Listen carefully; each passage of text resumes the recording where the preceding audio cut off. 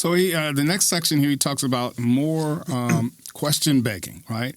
And so he says here, he tries to explain why this confusion arises when you begin to question the the atheist moral foundation, right? He says we can easily get sidetracked, and largely because our moral beliefs are so deeply ingrained, right?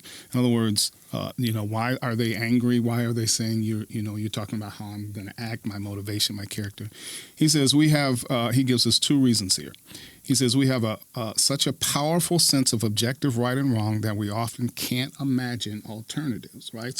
So they get angry when you question this because it seems so obvious, right? It seems so obvious that something is right and something is wrong. We have a powerful sense, he says, of right and wrong. And secondly, he says, added to this is the fact that most people share our beliefs about morality. We all view the morality the same way. And so it seems like we're questioning them, right? When we're asking the question about their moral foundation, right? And so he says philosophers make this mistake, right, as well. He quotes here Kai Nielsen, who was a famous Canadian ethicist. So this is a rather lengthy quote, but I think it's interesting here that we should take a look at it here. Torturing human beings is vile. Exploiting and degrading human beings is thorough evil. Cruelty to human beings and animals is, morally speaking, unacceptable, and treating one's promises lightly or being careless about the truth is wrong.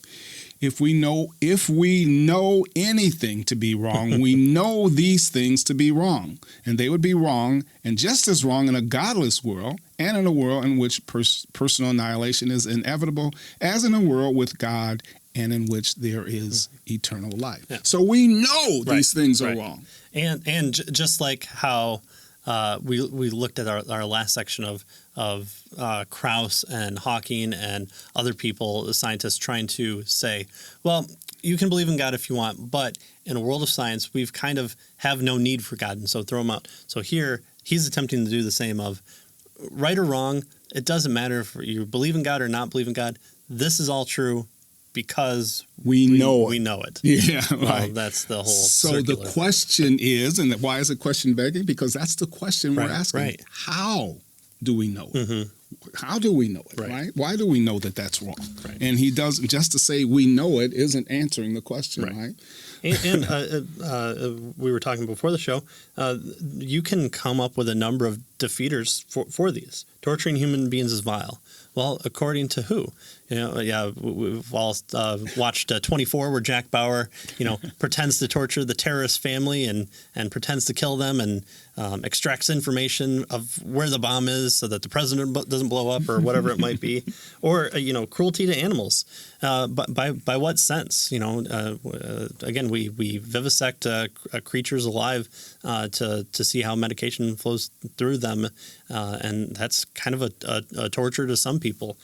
So at what point is that morally speaking unacceptable, or are there defeaters for that? It's like, oh, okay, well, if half the world's going to blow up, then it's okay to torture people. Right. Well, a little more than half. A little more. 51%. That's right, 51%. Yeah, tyranny of the majority, right there.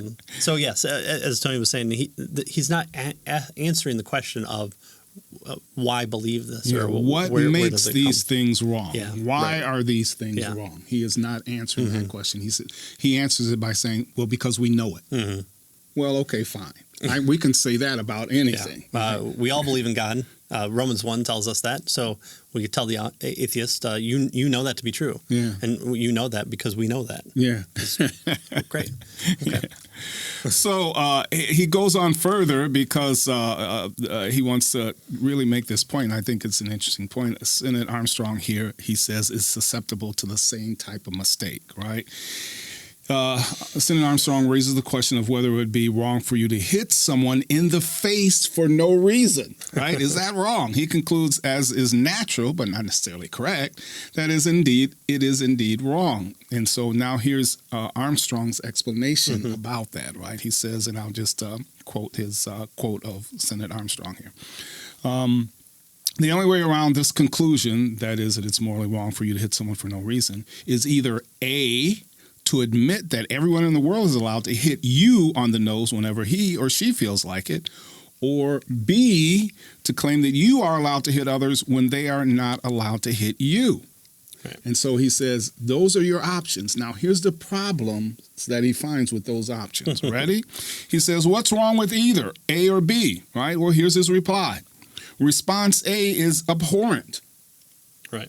Response B is arbitrary. Right? Some people, so that's his answer. Right. Right? So it's abhorrent that everyone in the world is allowed to hit you on the nose wherever he or she feels like it, and it's also arbitrary to claim that you're allowed to hit others and they're not allowed to hit you. Yeah. So abhorrent means I don't like it. Yeah. Right. Yeah. Yeah. Right. That's a good reason to base. Yeah. I just don't like that. Right. Yeah. So he says. Suppose Senator Armstrong is right. A is abhorrent and B is arbitrary. What follows? Certainly nothing substantive about the foundation of morality. Right. Look at it this way: we could find option A disagreeable or repugnant, while still consistently believing that the moral nihilism is true.